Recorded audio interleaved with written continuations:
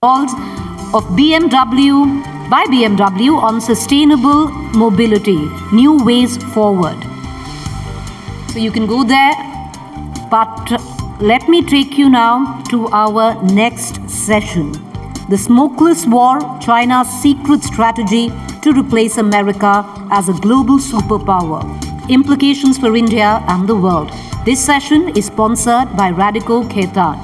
But before we get to the session, I want to play just a small film which showcases, with all its strength, our formidable neighbor, China.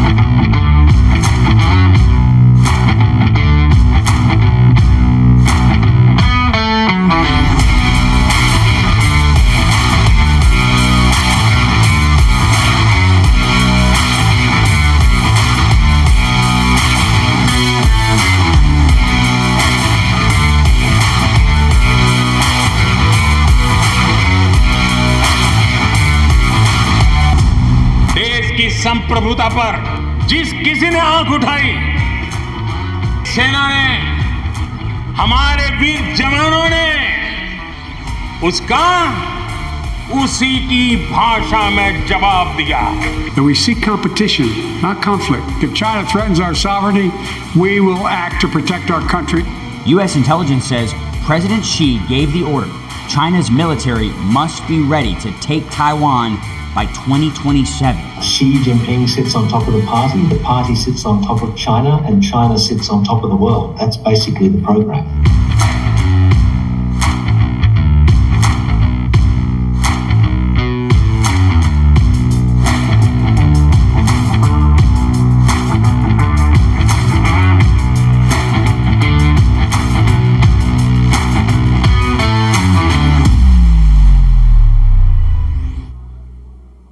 That's a small glimpse of the emerging superpower China, its implications for India and the world.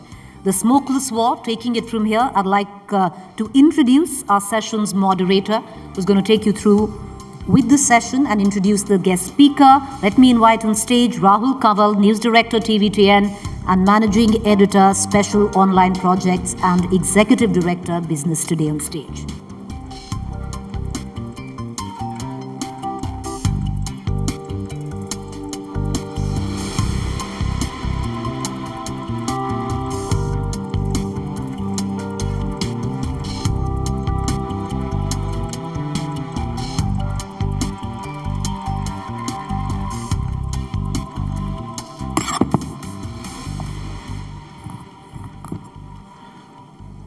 Long before China bared its fangs and started flexing its international muscles, one man was writing on China's 100-year marathon and its secret plan to replace the United States as the world's leading superpower. This was at a time when many in the Western world of academia and think tanks were still looking at China with rose-tinted glasses and seeing in Beijing a friend and not a threat. The theme of this year's conclave is the India moment, but there is a giant dragon hanging over that Indian moment, and that dragon lives in Beijing. To discuss the biggest threat to India's growth and to the global system at large, I am delighted to welcome to the India Today conclave one of the world's leading experts on China, Mr. Michael Pillsbury. Mr. Pillsbury has been advisor to many US presidents. He's a consultant at the US Department of Defense. He's the director of Chinese strategy at the Hudson Institute. And he's known the world over for his prescient book, The 100-Year Marathon, China's Secret Strategy to Replace America as the Global Superpower. If you haven't read this, you absolutely must. Joining Mr. Pillsbury, for an Indian perspective, we have Manoj Kevalramani. Manoj is the chairperson of the Indo-Pacific Research Program and a China Studies Fellow at the Takshashila Institute, a public policy center. So welcome, and let's now talk about the biggest threat to the India moment. And can I get Mr. Pillsbury to look back at this book which came out in 2015, a lot of what America now takes as given, you've already written about way back. You talk about China replacing the United States as the world's #1 power by 2049. Are you still on track for that timeline? Is the timeline being advanced into the future? Has it been brought forward? Mr. Pillsbury, let's start from there. Thank you. I think the Chinese are ahead of schedule. I underestimated how fast they would surpass America in various indicators. The Heritage Foundation actually next month is going to come out with a list of indicators where China has already surpassed America. Some of them are quite dramatic. When the Chinese launched a round-the-world hypersonic missile, we can't do that. We were quite certain China could not do that. When they went to the far side of the moon, we can't do that. We were surprised that China could do it. In the number of biotech areas, China has already surpassed us. So I underestimated two things. One was the progress of China. The other was I thought a coalition would form both inside America and around the world that would slow China down, that would say you're stealing too much, you're breaking the rules, you're doing things you never said before you would do. So there'd be a coalition. And the key member of the coalition would be India. That has not happened. No real coalition is formed against China's conduct anywhere in the world. And in particular, something called the Quad was formed. Initially, the media thought this was to talk about China. Australia, Japan, India, the United States. The heads of state would meet, the foreign ministers would meet. But actually what happened, in the joint statement that would come out of the Quad meetings, China could not be mentioned. One country that belongs to the Quad prevented the others from saying anything negative about China in their joint statements. So China's grown much faster than I thought, and the response from around the world has been much weaker than I thought. So if anything, the 100-year marathon is ahead of schedule, to answer your question. So by when, in your estimate, does China overtake the United States and emerge as the world's global superpower #1? Is that inevitable? Can America still win? You know, when you think about cricket and soccer and worldwide sports, there's a number of things that happen that billions of people watch. You know the score. It's up on the scoreboard. You can see the umpire make a good call or make a bad call. You know who the teams are. In the US-China or the India-China competition, there's none of that. There's no announcement. The score is not made public. And there's no umpire. That's the most important thing of all. There's no umpire. So the role of India today and the worldwide media in general is very important. They've got to describe what is the game that's going on, that's secret, that's behind the scenes. Which indicators should we watch? I didn't mention another surprise to me was the nuclear weapons. The Chinese have told the world since their first nuclear test in 1964, we don't believe in nuclear weapons. Yes, we have a couple hundred, maybe, but that's only for defense. Now, just in the last 2 years, it's been announced by our strategic forces, China is having a breakout, what's called strategic breakout.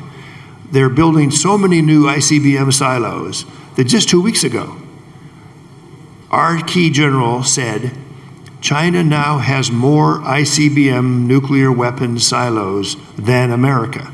This is a big surprise. But is there a worldwide coverage of the team players in cricket?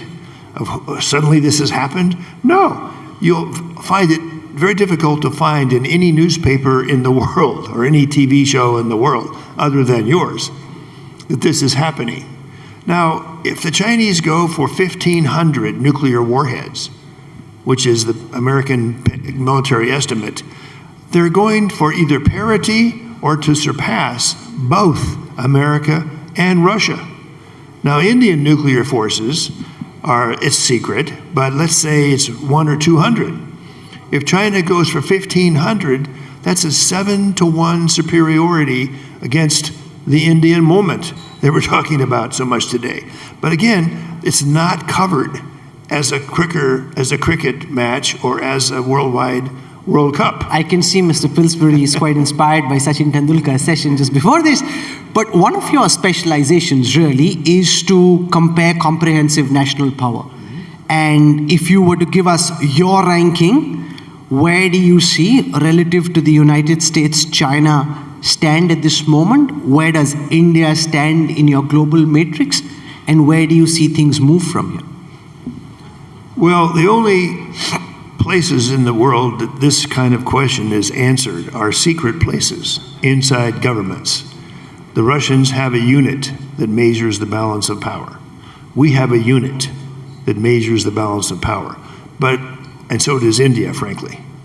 So does China. I first got onto the idea of the book, The 100-Year Marathon, by visiting some Chinese experts who were working 20 years into the future. They were measuring what would China have to do to become the #1 power in the world. I could not find that kind of thinking in Moscow or Washington or Delhi or Tokyo. But the Chinese were thinking ahead. What exactly do we have to do to surpass all other powers?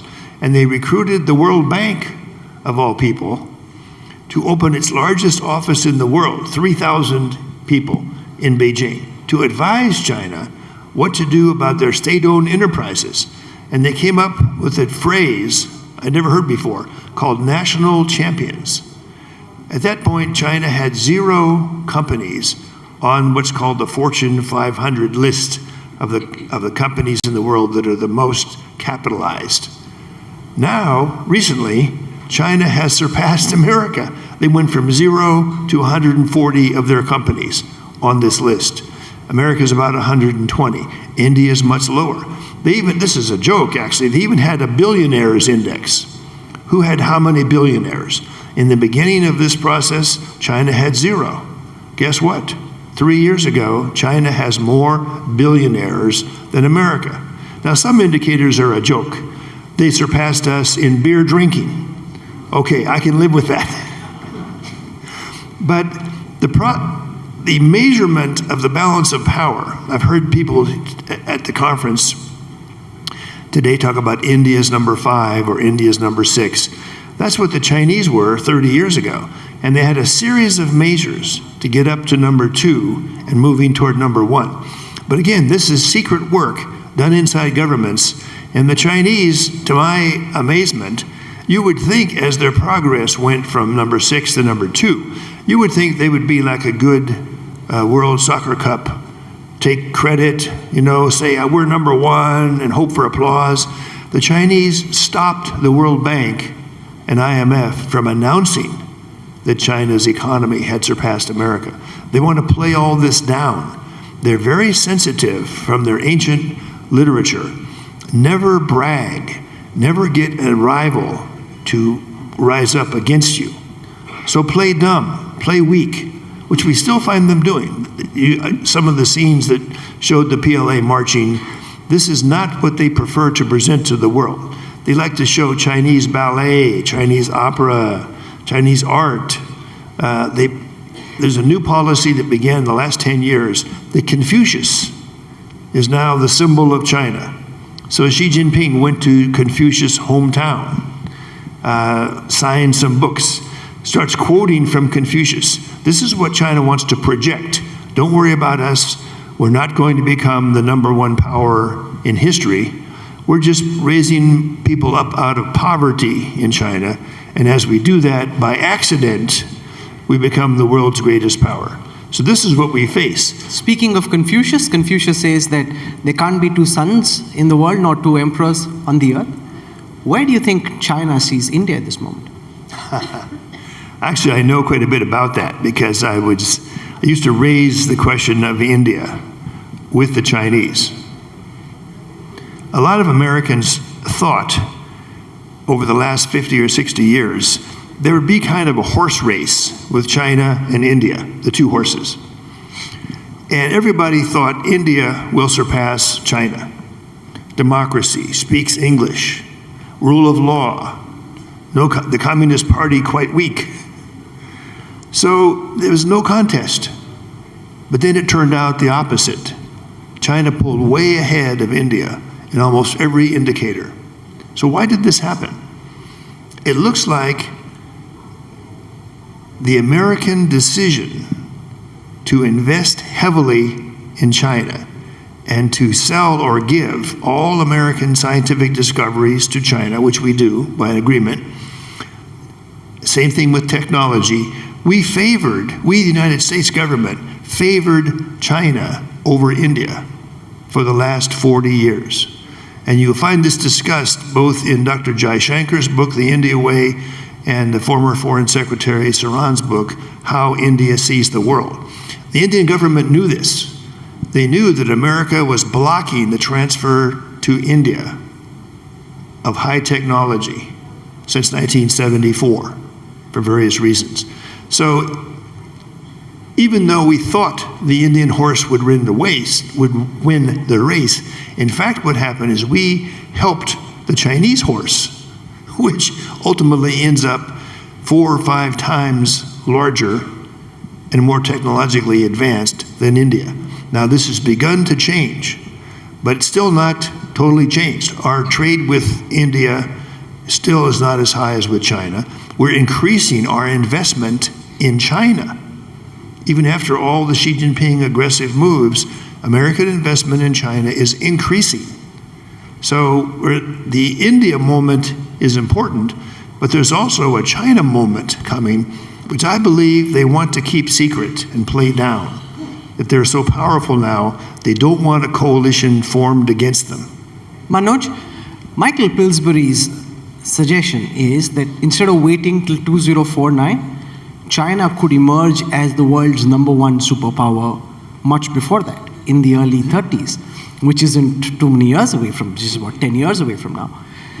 He also thinks that China will inevitably win the battle to be the world's #1 superpower. Do you share that assessment? Or are you more skeptical? Yeah, I think you can color me skeptical on that. Look, the best laid plans often end up facing reality, and I think China is in its early days of trying to emerge as a global power. You can compare different metrics of China's relationship and its comparative strength with regard to the United States, and it's quite strange, me as an Indian saying that there is a stark disparity even today between the national comprehensive national power between China and the United States. If you just look at military power projection, Beijing's ability to project power beyond its near seas is extremely limited. In the Indian Ocean, it's extremely limited. Its ability to negotiate deals between countries is extremely limited. And I say that keeping in mind the fact that we've just seen some sort of an agreement between Iran and Saudi Arabia, which China swooped in at the last minute to try and broker. But is that really a peace deal? No, it's an agreement to talk, as opposed to necessarily trying to start a new era in the Middle East. Well, it's more than what the United States has been able to do. And Indeed. Speaking of military power, Indeed. If you read Michael Pillsbury's book, he writes about the assassin's mace.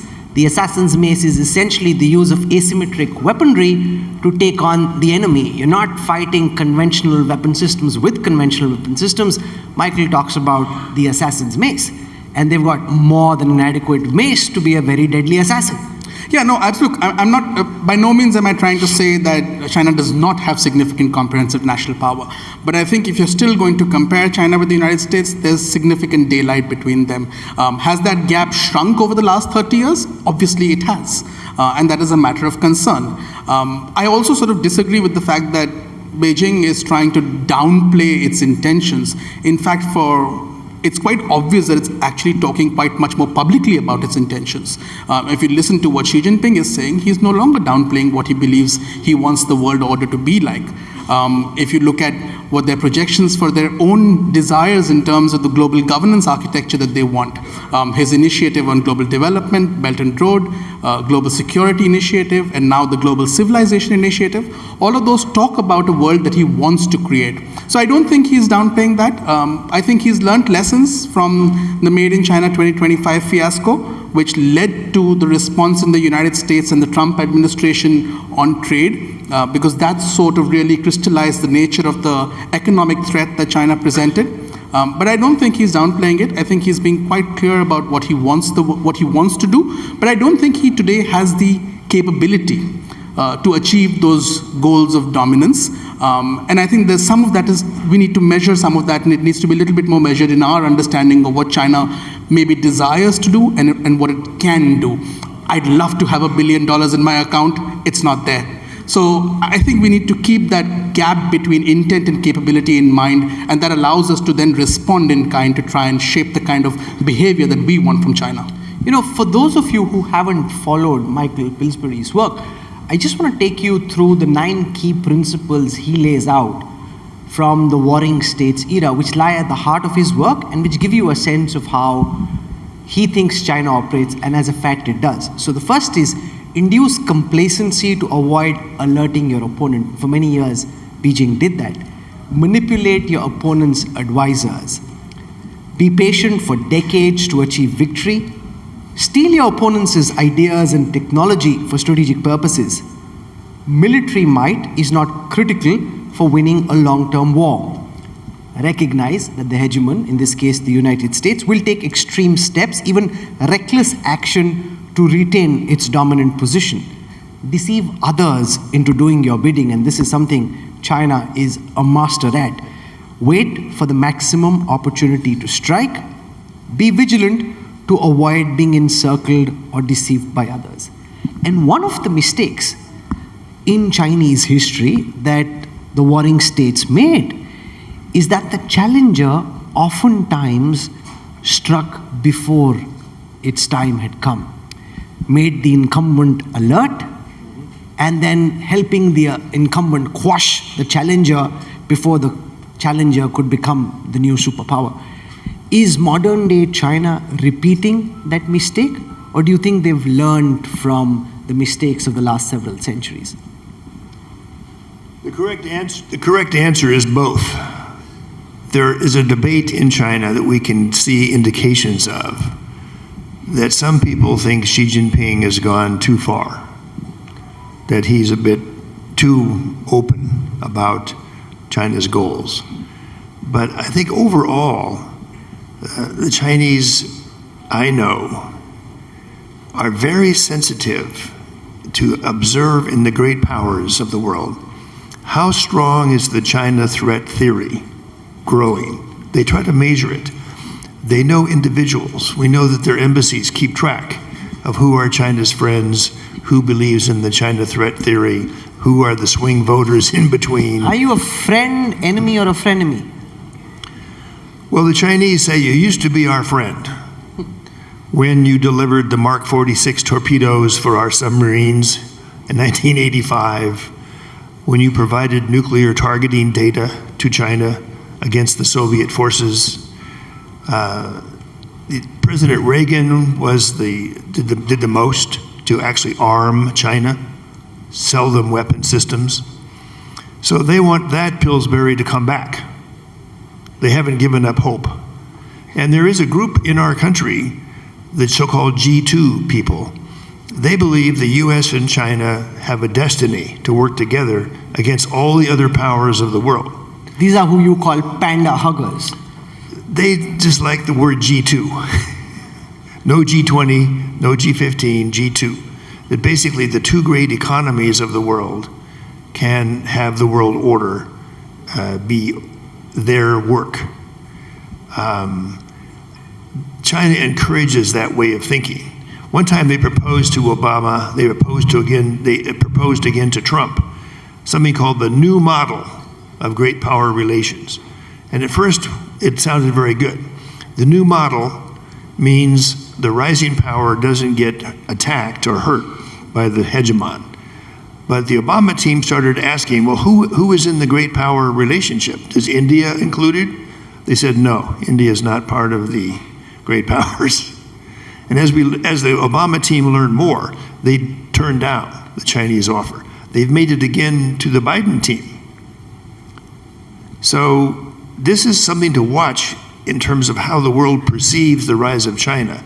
If it's still a friendly panda, then a coalition's not necessary. And the only Cold War will be over technology issues. If you're sitting in India, I promise you, you're not seeing a friendly panda, you're seeing a lurking dragon. You're on the front line with China. You know, we don't have a border with China. Given all your expertise built over the decades with China, what's your best estimate, Mr. Pillsbury? When and will the People's Liberation Army attack Taiwan? Well, it depends on Taiwan and America's way of talking about Taiwan. The deal that was made by Henry Kissinger in the beginning was we Americans and the rest of the world pretty much included, we will not take a position on who Taiwan belongs to. We acknowledge you Chinese think that Taiwan is yours, but we don't actually accept that. So if that changes, that's a cause of war for China to attack. Right now, the ambiguity about who owns Taiwan is what keeps Beijing from having to attack. But there are already voices around the world that say Taiwan is independent. So far, America is the only country that sells weapons to Taiwan. We don't have any troops there. We don't store ammunition. We don't have a formal treaty. The Chinese belief is if we change any of that, that's a cause of war. President Trump secretly put a few American Special Forces units, they're supposed to be secret, on Taiwan. That when the Biden team came in, this somehow leaked to the press, to the Wall Street Journal, as a matter of fact. And now there's discussion of increasing the number of American advisors on Taiwan, and possibly even having military exercises with the Taiwan forces. I didn't really get a clear answer. Ceteris paribus, things being the way they are, in your best estimate, will the People's Liberation Army attack Taiwan, and if so, when? If I knew, I wouldn't tell you. Manoj, let me try and get your sense of this. Do you think Xi, in the manner in which he's speaking about his armed forces, the modernization, the world's fastest modernization that's ever been seen, is it inevitable, or are they just building a muscle at this moment which won't actually need to be exercised? I think one of the strategies that you've described also in your book is the idea that you win without fighting. So, I mean, I'm sure push comes to shove, if there is an opportunity and if the stars align and if the United States' response is predictable in a certain way, perhaps. But I don't think this is something, I mean, I followed the discourse in the United States where you have dates from 2017, 2024, 2025. I don't think this is inevitable at any point of time, and I don't think it's likely in the short term at all. It would be incredibly foolhardy, particularly after the lessons that Xi Jinping is watching Russia learn in Ukraine. So I don't see that as an imminent threat, even from an Indian point of view, as to what's going to happen in Taiwan. You know, we have many distinguished people in our audience here at the India Today Conclave, including the former Chief of the Indian Army Staff, General Naravne. General Naravne, can I get you to intervene on whether you think that Michael Pillsbury is right when he thinks China is winning, that the United States will no longer, post the mid-30s, be the world's #1 power? And where do you, as the man who's guarded India for so long, think India stands relative to the dragon across the Himalayas? It's working, sir.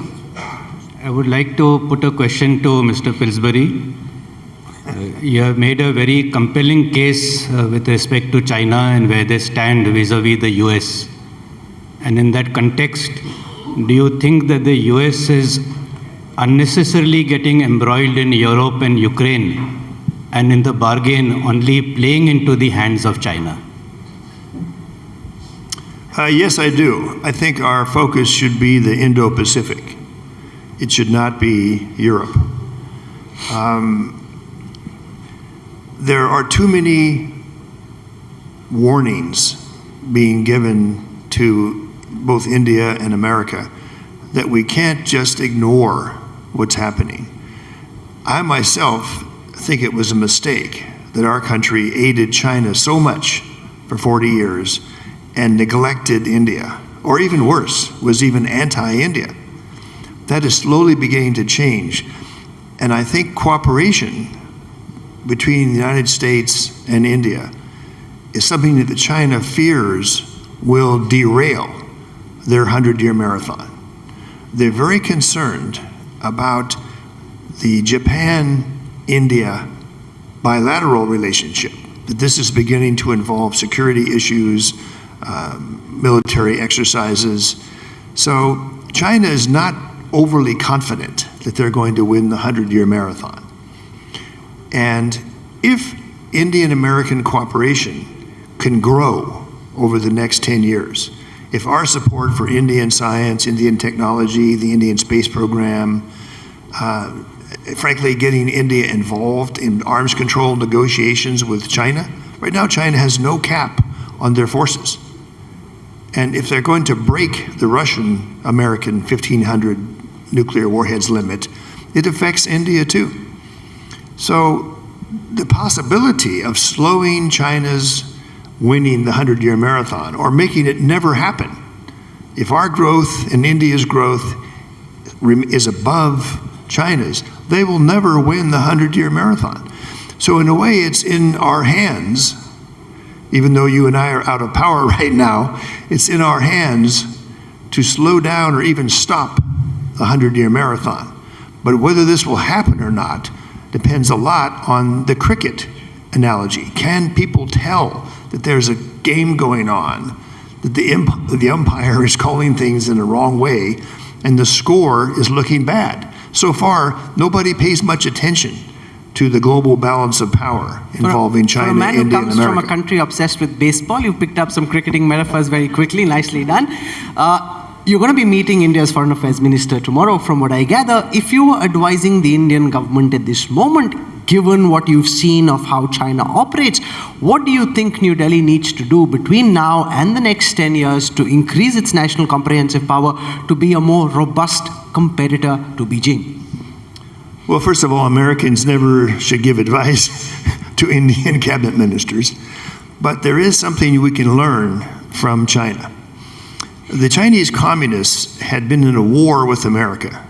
There's various estimates, up to 1 million people killed on the Chinese side and the North Korean side, 20 years of hostility. But when the Chinese decided about the 100-year marathon, which is roughly 1978, 1979, they were ruthless for the next 30 years in bringing foreign investment into China. They hated the foreigners before this. But now when the Communist Party gave orders, if you and I wanted to build a cell phone factory in China, they would bring the infrastructure to us for free. Tax break, 10 years for free. All kinds of flattery. They did this across every technology sector they wanted China to grow in. It succeeded. Notice the way India treats foreign investors up until recently. Not very friendly. Mob scenes in front of McDonald's and Kentucky Fried Chicken. This is foreign stuff, you know, it shouldn't be here. The Chinese very quickly opened 1,000 Kentucky Fried Chicken stores. They opened several thousand McDonald's, Starbucks all over China. It's a miracle that the Chinese Communist Party was able to turn on a dime. Okay, the foreigners were all bad and evil before, now we welcome foreign investment in the extreme. That worked beautifully for them. I'd love to see that happen in India as well. Okay, so we're out of time. I could go on and on because that's how fascinating and devious everything to do with Beijing is at the same time. And very few people are as clear-eyed about China as Michael Pillsbury is. Manoj Kevalramani, thank you very much for joining us. Thanks also, Mr. Pillsbury. You'll be around, so if you have any more questions on China, feel free to walk up to Mr. Pillsbury during lunch or any of the breaks. Thank you very much. It's been an absolute honor to have you here at the conference. Thank you. Ladies and gentlemen, please raise a warm applause for our speakers. This session was brought to you by Radico Khaitan, and I'd quickly call upon Mr. Ramar Sinha, CEO, Radico Khaitan, to come up on stage and present a small token of our appreciation to our esteemed guests.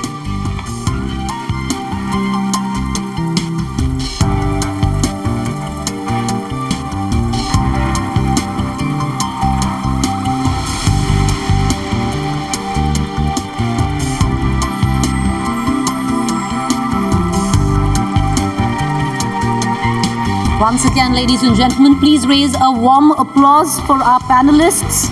You can also buy their books, get them signed too at the Author's Corner in the atrium right outside Roshanara Hall.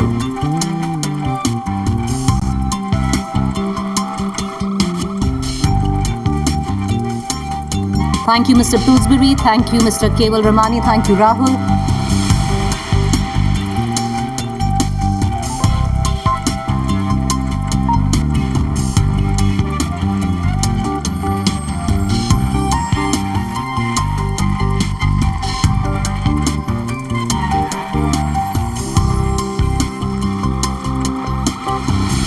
All right, ladies.